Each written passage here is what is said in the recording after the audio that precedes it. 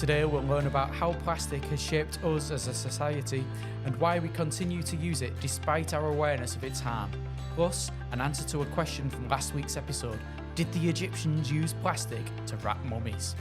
Let's get into our episode with Professors James Cronin and Alex Skandalis, marketing experts from Lancaster University.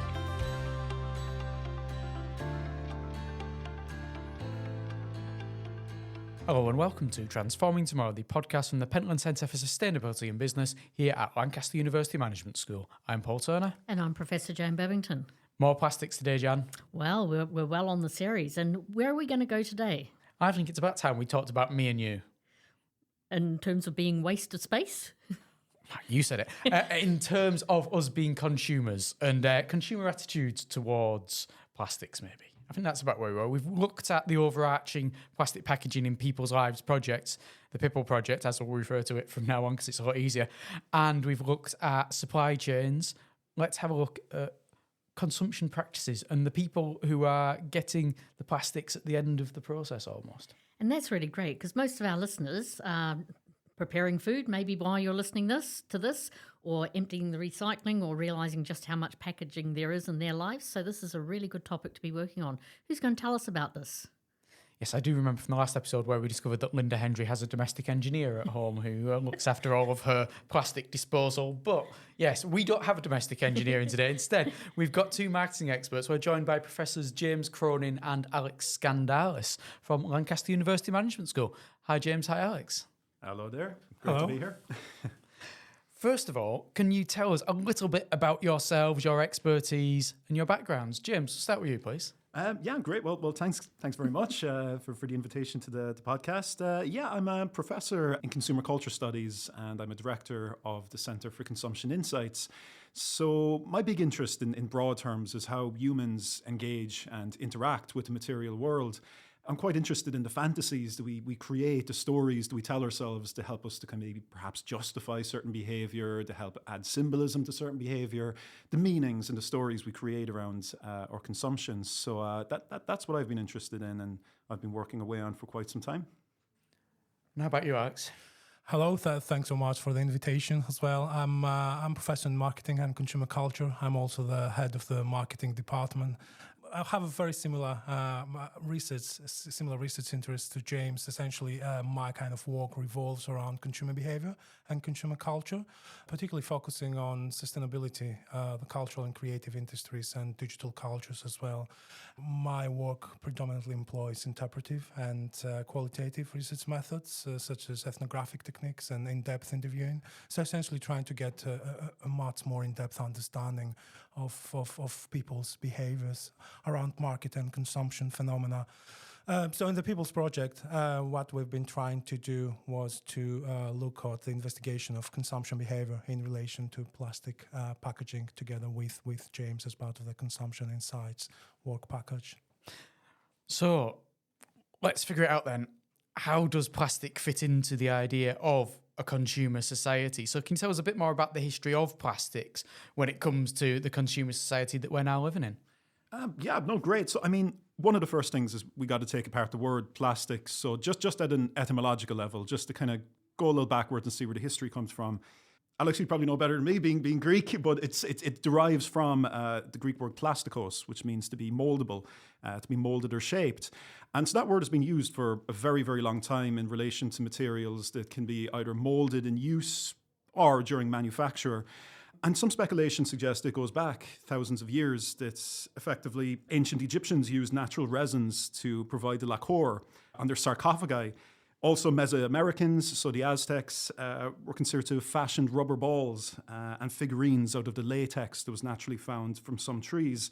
And then, of course, we go into the Middle Ages and we think of, during the Dark Ages, we have individuals that were using animal bone, animal horn, tortoise shell, amber, rubber and shellac. So these are all natural plastics that are found in nature, and just when they're heated, they can be moldable and turned into things. So certain words like lantern, like where you put your little candle into the pot and you can shine your way around.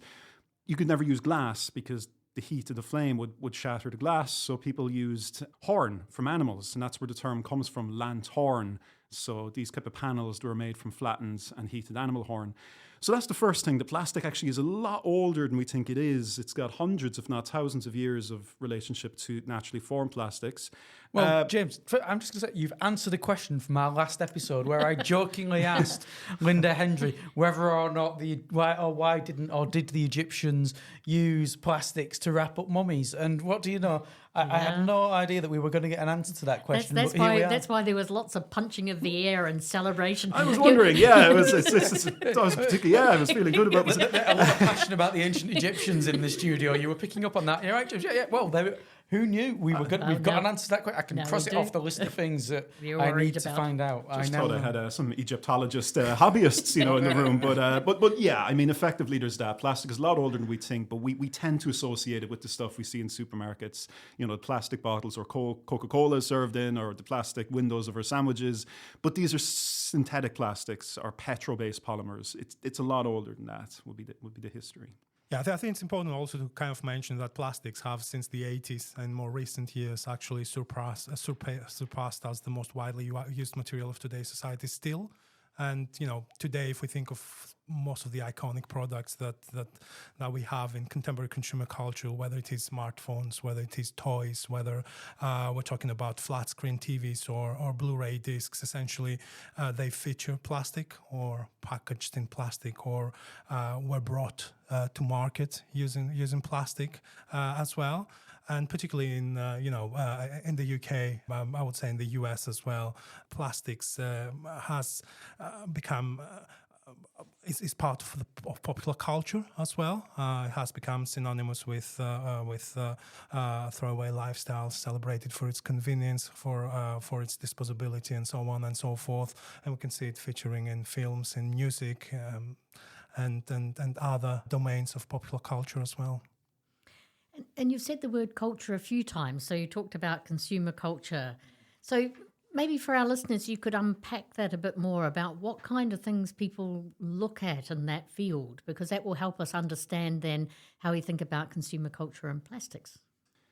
I suppose, in terms of consumer culture, where it will be in the name, in terms of this cultural aspect, where we're not just looking at objects or services or even experiences in a strictly material sense, not just in terms of their function or their uses and what they do or solve, but what they kind of mean perhaps symbolically, sometimes ideologically, and how we perhaps use the things around us to create stories about ourselves or identities or social affiliations. So the big interest we kind of have as maybe consumer culture theorists in plastic is as Alex said, it's dominant material of our contemporary society, and how that's integrated into the storytelling efforts of individuals, how it's used not just in a strictly functional sense, but how does it enable us to live our lives? How does plastic fit seamlessly into the lifestyles we create for ourselves? And how do we kind of justify our reliance on plastic, even if we know it mightn't be strictly great for the environment or, even our health?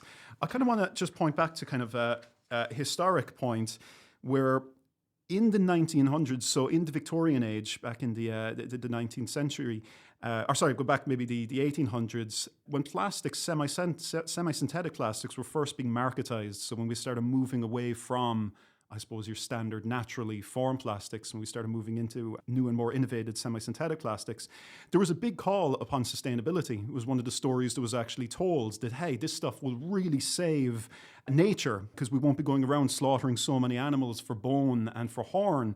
And there's a famous quote from the chairman of the Royal Society of Arts in 1865 where he says, and I quote, "We were exhausting the supplies of India rubber and gutta percha, the demand for which was unlimited, but supply not so much so."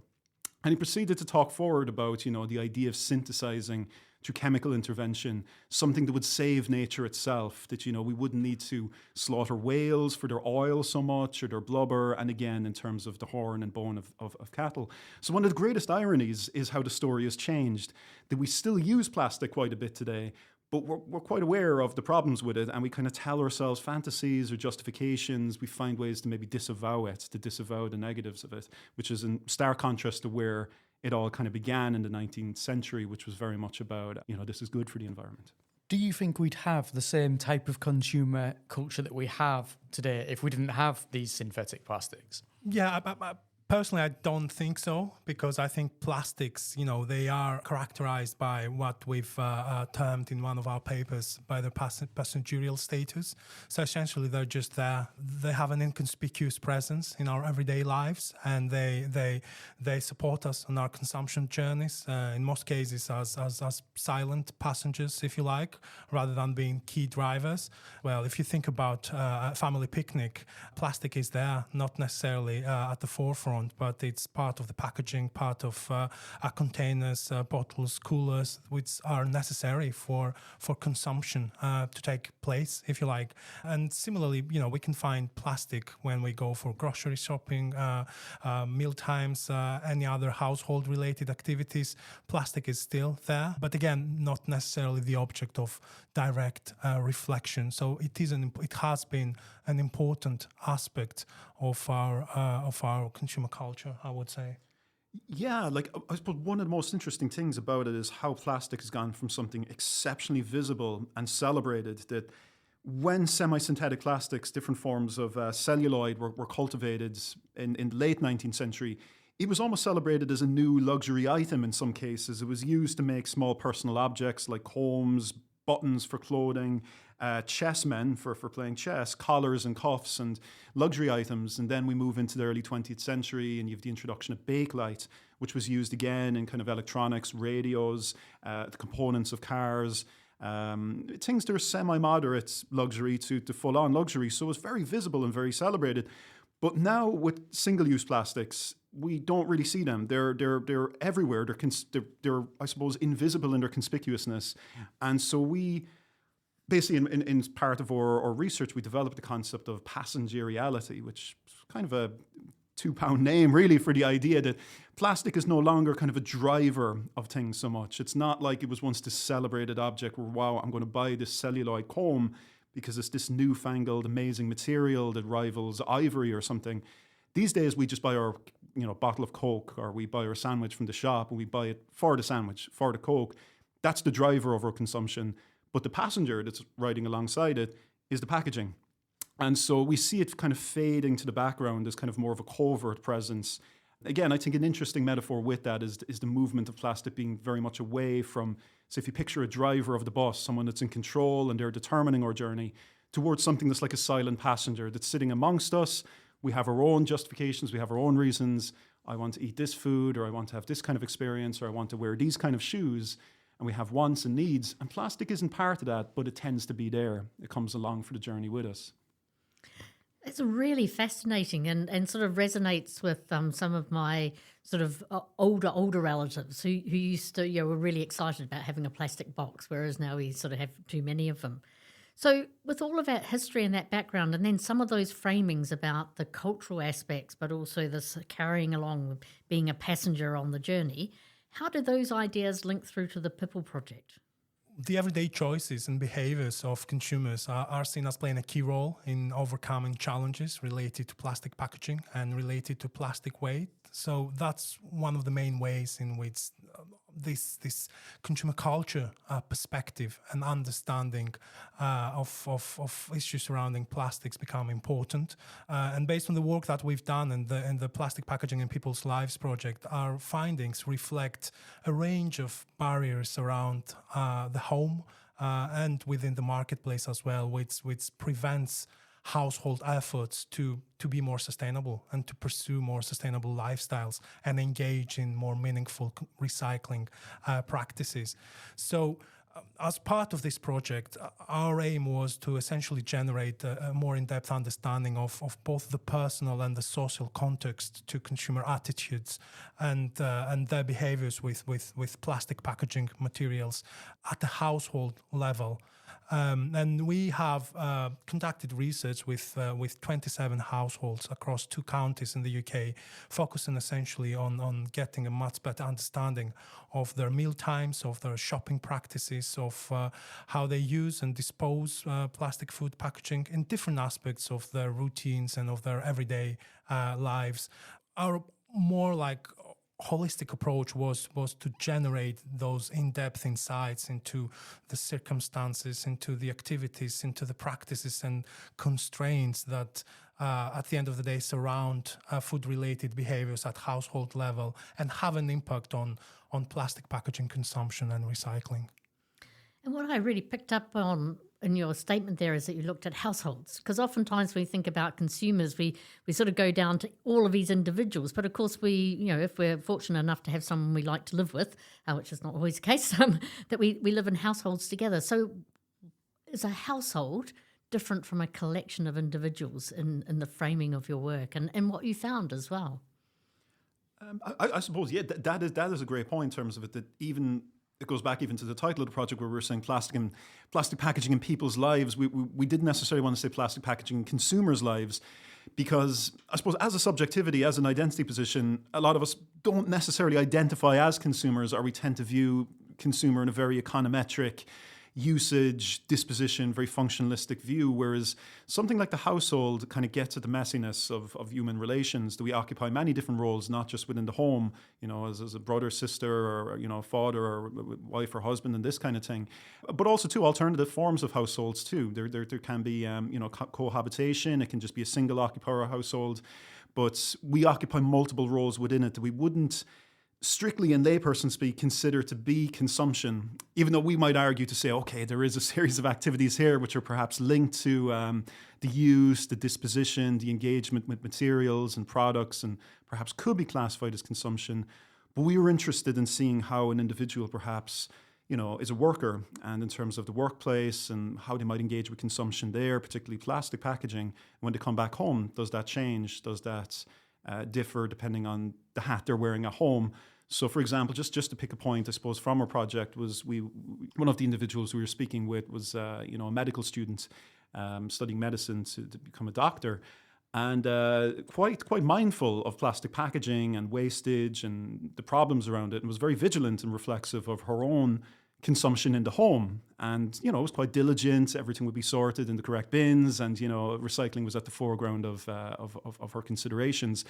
But she would often find in the workplace this was completely at odds with what she would practice at home, because I suppose within the medical institution, contamination, issues of infection, these are great concerns. And so there is an encultured mandate towards, binning plastics. And so it was kind of found, I'm doing this activity at work, I'm going through industrial amounts of plastic here. How can I justify just sorting the right cans and the right bins and the right bottles at home?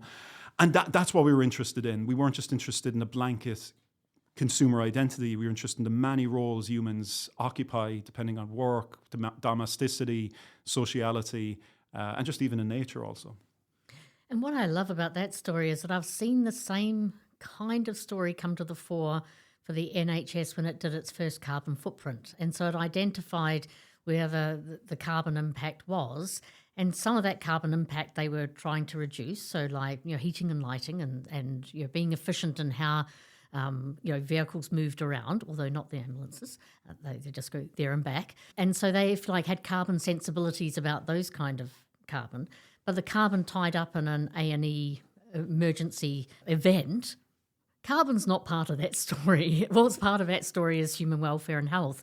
And so I suppose in that respect, not all carbon is equal, but I think what I took from your story is that not all plastic is equal as well. So as it's doing this passenger journey, it is a different kind of passenger in different contexts as well. So I think that's really nice to realise that this is not the only place where something, a piece of materiality, whether it be plastic or carbon emissions, has very different meaning depending on what it's doing. Absolutely. That passenger can take on roles in and of itself. So again, within, I suppose, a medical context, in terms of medical intervention, your objective is to save a life or to prevent illness in some form, or to assist in pain. And plastic still comes alongside as a passenger, albeit one that is much respected and much needed. And that was one of the struggles we found amongst that kind of identity of how we reconcile the home with the workplace. Another very, very brief one is actually, I suppose, within rescue work or fire service. One of our informants was someone that worked with the fire brigade, and effectively, again, quite reflexive at home, but then through, I suppose, the master narrative, the ultimate command of saving life and protecting property and the rest of it. A lot of plastic is actually used in that, in terms of the bagging of contaminated clothing, the sealing up of, again, potential contaminants in plastic. I suppose necessary work-driven activities where plastic still rides along as a passenger. It's not the driver. No one's doing it just for the sake of doing it. Has very, very keen reasons. But it exists, again, with a passenger that perhaps sits a little closer to us, that perhaps might be a bit more intimidating if we're thinking of this kind of journey, because we're very, very conscious of how present they are. I think that reveals as well another role that plastics have in that particular context, in the workplace context, which has to do more with their protective, being a protective mechanism or having a protective role, if you like. Also kind of shows that kind of overlap between the household level and a workplace context, and how practices that individuals engage with at workplace context can also have an effect on their household behaviors when it comes to plastic packaging and how they use plastic, how they recycle as well. I guess that a large proportion of our listeners aren't necessarily going to be familiar with the working in the emergency ward, working as a fireman, but they'll all be familiar with being in the workplace where there are certain types of recycling practices. So on a more basic level, you're going to have workplaces where there's different routines for recycling. You'll have bins for different things in a workplace than you have at home. Was that a big factor that came into play as well, that people were maybe so used to doing and recycling things in a certain way at home, only to arrive at work and find, no, that's not how we recycle things here. We have a bin for this type of thing, but not for that type of thing. Whereas at home, you have a bin for that type of thing, but not this type of thing. That's a great point. And I mean, there were different, I suppose, feelings and effects that kind of emerged from people. Senses of nihilism or senses of cynical pragmatism, they emerge because you're saying, I'm doing this amount at work, or vice versa, I'm doing this amount at home and I go into my workplace and it's not set up, but nonetheless I need to use it. Like, for example, I suppose when it comes to like night drivers, like the nighttime economy, say taxi drivers at night, or individuals in hauling in terms of carriage of delivery of goods, individuals oftentimes they've got a schedule to make. The system really isn't set up for recycling when you're out there on the road. But before we even kind of get to that, I suppose even something like the food system itself, to actually find nourishment, to be sustained, isn't great. So individuals to work on a night shift in factory conditions, etc., usually are fairly reliant on vending machines. Cafeterias close down during the night shift, oftentimes similarly in the hospital.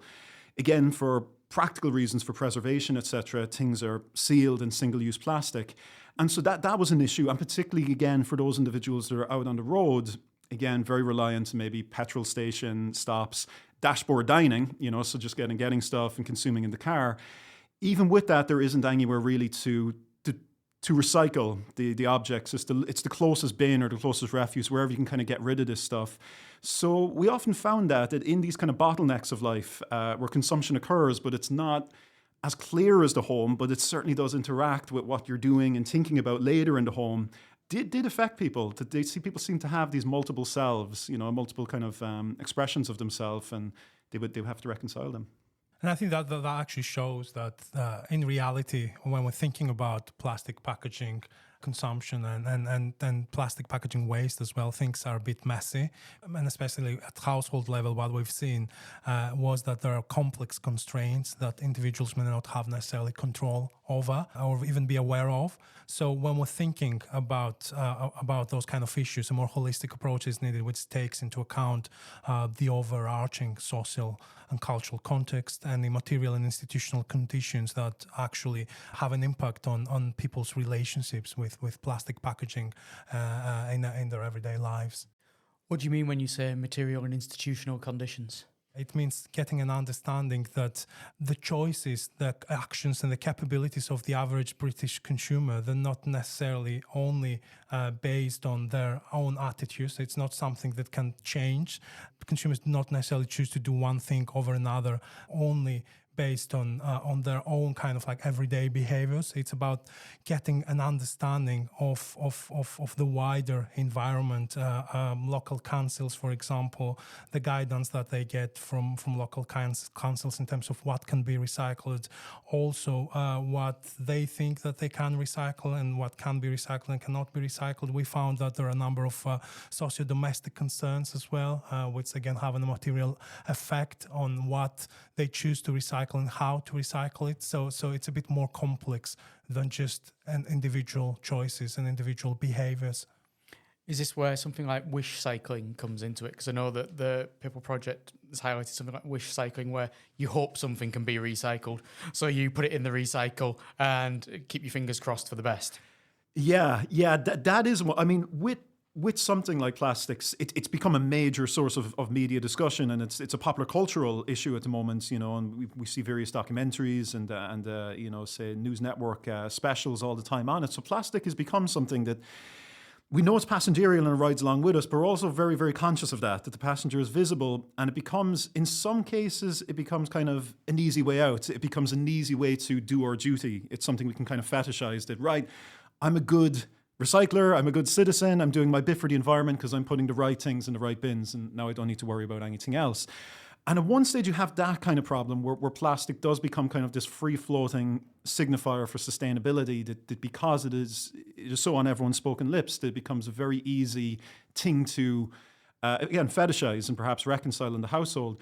Now, sometimes where that runs up against issues is depending on council collections, etc., where there may be firm guidance on what should be included, what should not be included.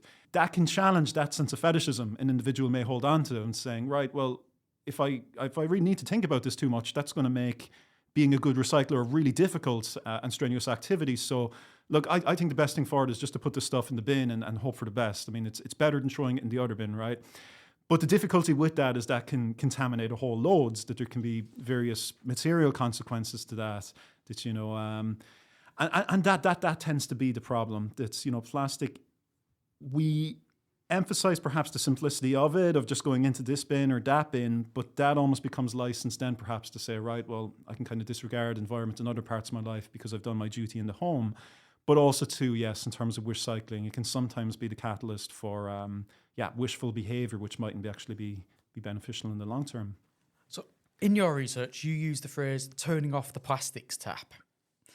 First of all, I want to know what that means, and then how it could be done.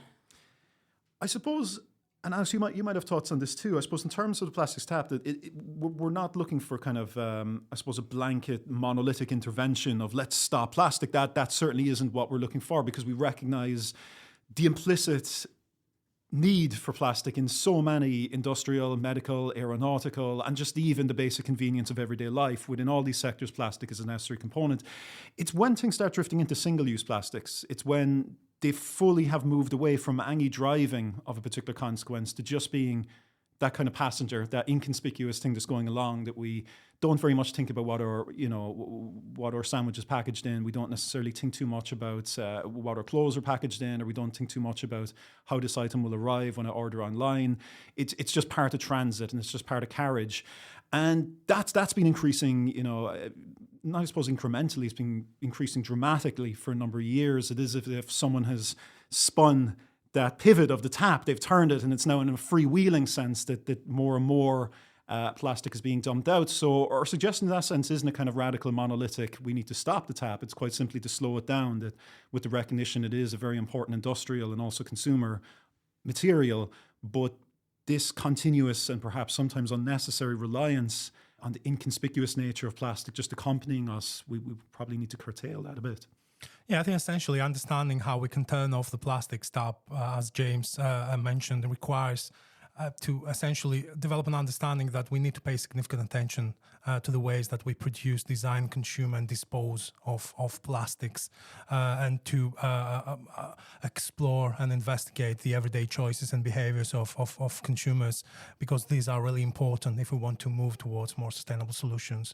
And that's essentially what we've tried to do throughout the Plastic Packaging in People's Lives project, and going back to that holistic approach that I've mentioned earlier, because if any wide-scale transition towards more sustainable solutions is an issue that needs to start from getting a much better understanding of the everyday choices of consumers and how these are shaped essentially by the wider context in which they operate.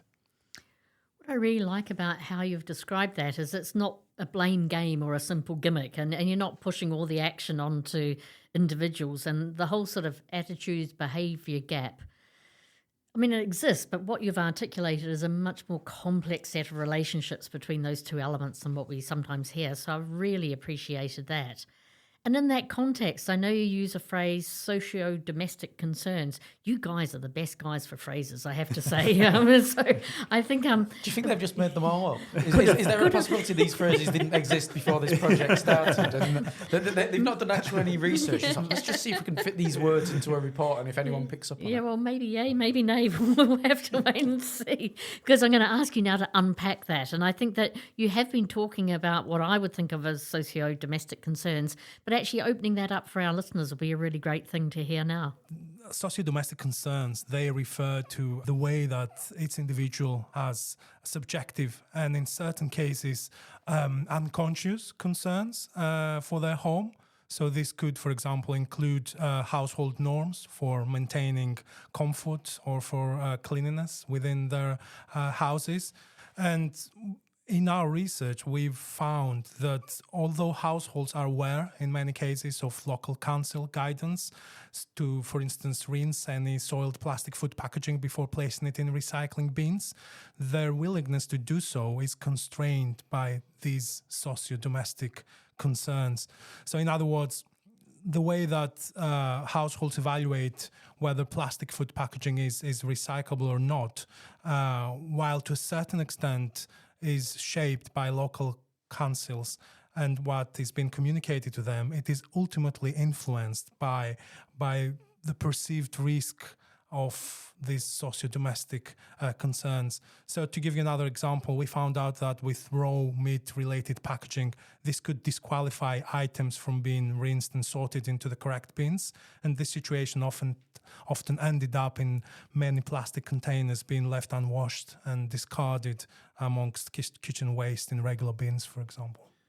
Yeah, no, it's worth bearing that in mind, that this kind of sticky issue of socio-domestic, that is a very good example with it, that if we think of you go into your supermarket and you buy your punnet of minced meat, usually once you've removed the meat and you look underneath, there's this really soggy, gross-looking piece of rubbery plastic at the bottom, which is known as a purge pack. It's basically to, I suppose, absorb what the food industry calls purge, which is basically kind of the myoglobin, the kind of bloody-looking fluid, which is very unappetizing, which runs off your product. And if you didn't have this purge pack, it would look quite unappetizing. It wouldn't look very sale-worthy in the supermarket. And yeah, just basically with that alone sometimes can be a bit of a distracting source, because in the home, domesticity, as you know, various anthropologists have studied over the years, a great British anthropologist, Mary Douglas, spoke of, purity and danger, and she spoke of things being out of sorts or out of place, being almost a definition of dirt or filth. And so one of our domestic roles is, to be a good housekeeper. That we take care of our surroundings, and it's important for hygiene and for family care and all of this. And sometimes that can perhaps outrank our duty as sustainable citizens, and particularly too, you're taking care of kids, you're in a rush, you're just back from work, and you have this really gross-looking purge pack that's absorbed all this myoglobin, all this kind of bloody-looking juice. That alone could just be a very, very quick, not even very thoughtful, not even a reflexive decision, just almost a habitual or a heuristic decision to make, to just chuck it in the bin. So that's kind of what we mean by socio-domestic, that it's got social roles that are there which are implicit to the household, and a lot of times they're unsaid. They're more kind of felt, like I'm a mother or I'm a father and I'm doing all this duty, I'm doing all these activities and this work, but it's the kind of consequences of that, how do you impact your interactions with materials. So Mary Douglas would undoubtedly disapprove of my household. Because how many ways? So many ways. So a friend of mine, they'd built a house and it was very stylish, and I was admiring the stylishness. And my friend was saying, well, when you open the front door, it has to say the things that you want people to hear and say as they come into your house. And his front door was incredibly stylish. And he said, well, what have you got at your front door? And I said, the recycling. So maybe in a socio-domestic kind of way, I'm living those ideals. He was horrified by the way that you open the door and the first thing you see is my piles of recycling before you come into the house. Yeah, I think the first thing you see generally when you open the door to our house is either a car seat for one of our children because someone's waiting to swap it between cars, or lots of stuff from a police museum because stuff gets brought home by my partner and left at home for a few days in the little doorway. So that's it. Yeah, we're not a very. Well, sort yourself out, Paul. That's all I can say, because we Oh, clearly, hang on, clearly, we're criticising you, not me. I clearly think that, I now understand that a lot better and realise that I missed the memo on some of that.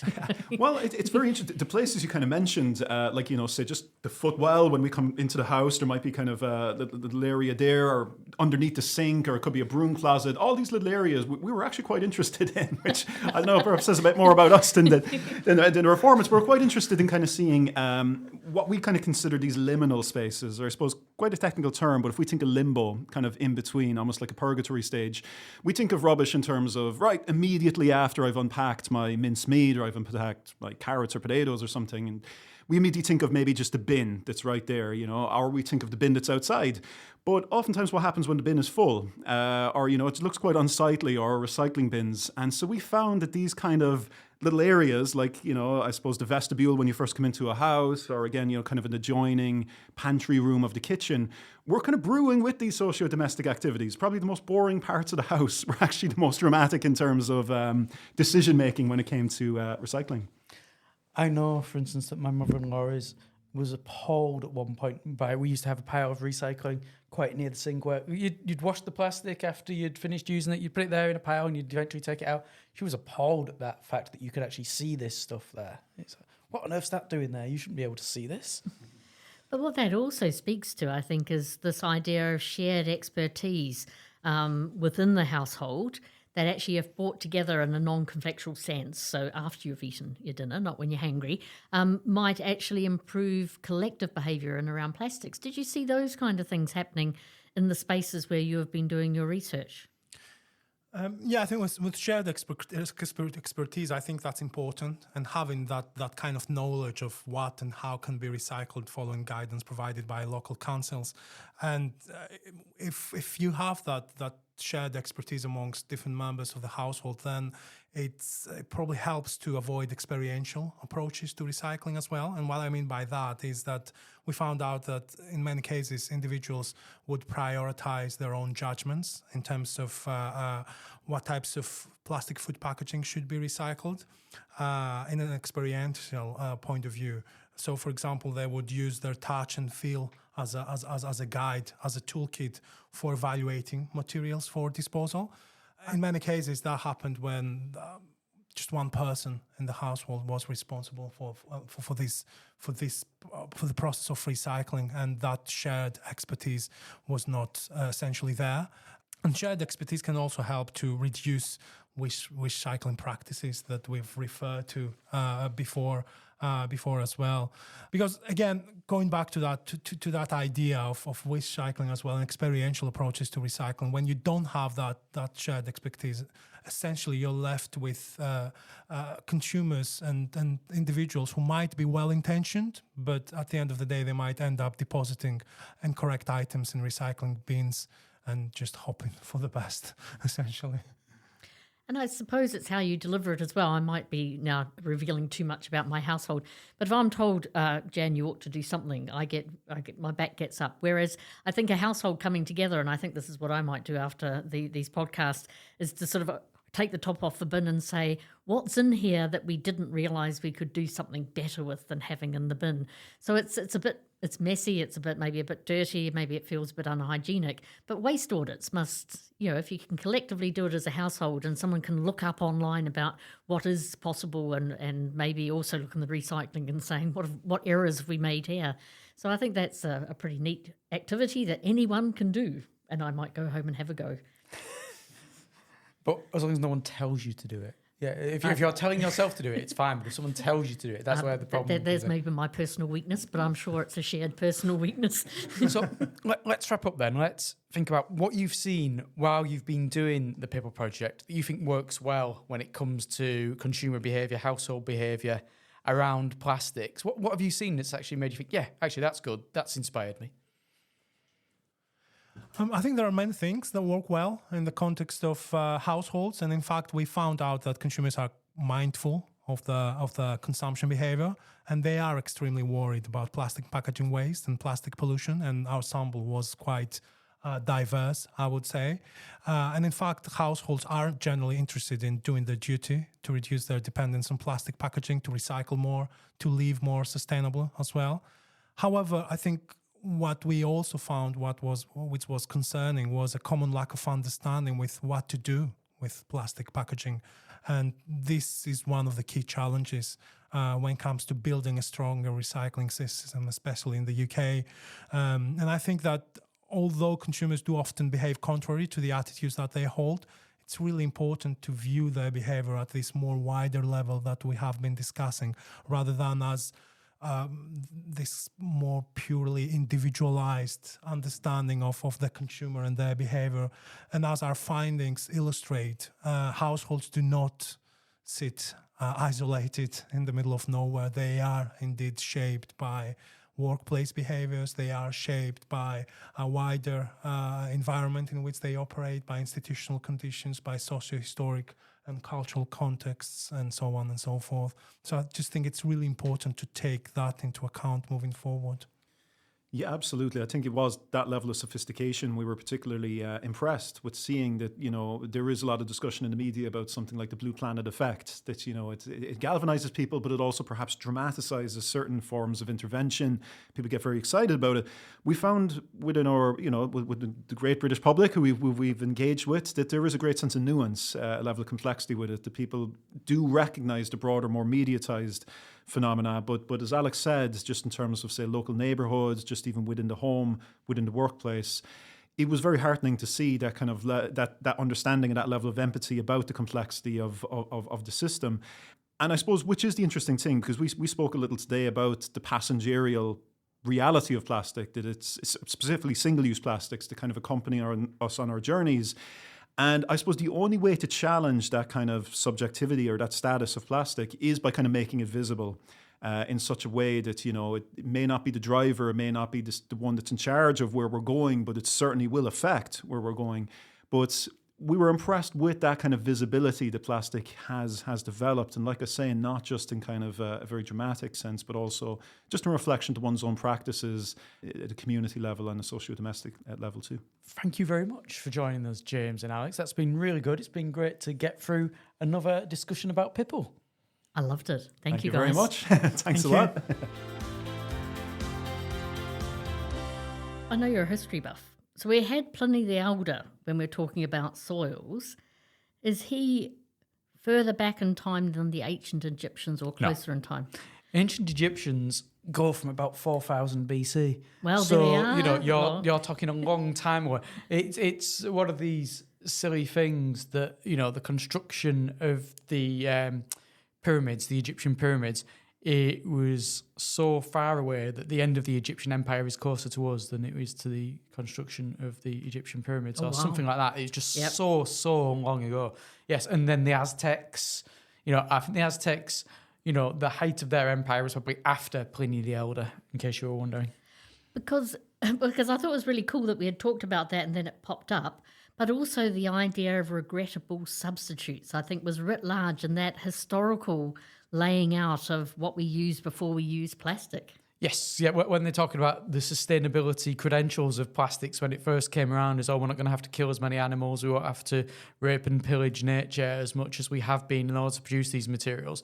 And then you end up in a situation 100 and so many years later where actually plastics are causing lots of other types of problems.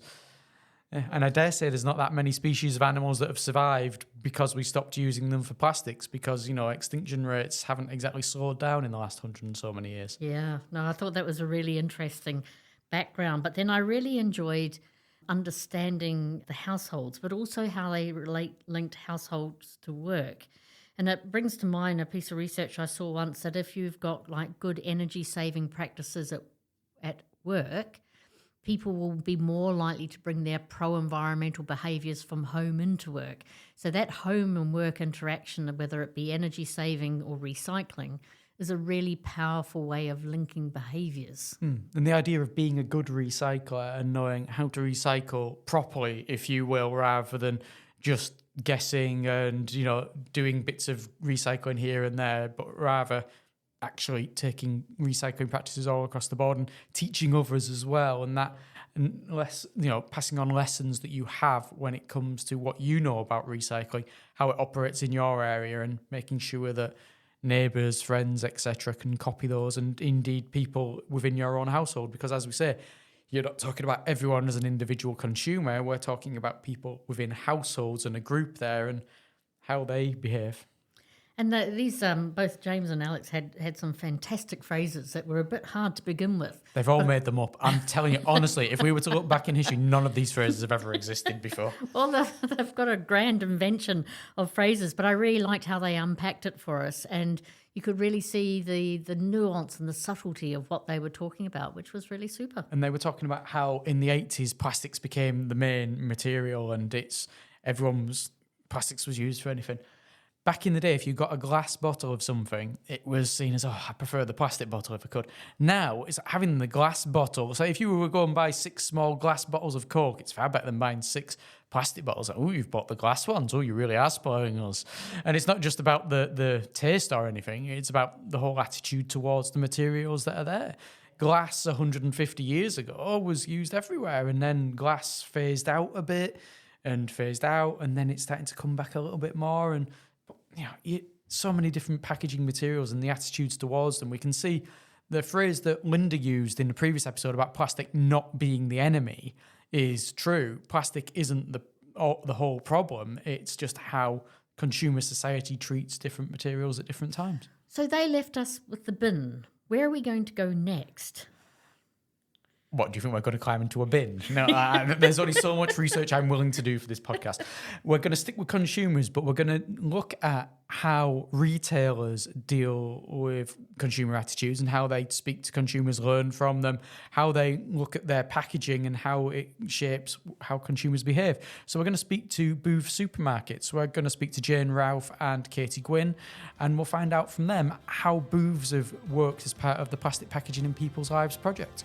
That'll be brilliant. Well, until then, thank you very much for listening. I'm Paul Turner. And I'm Professor Jane Babington.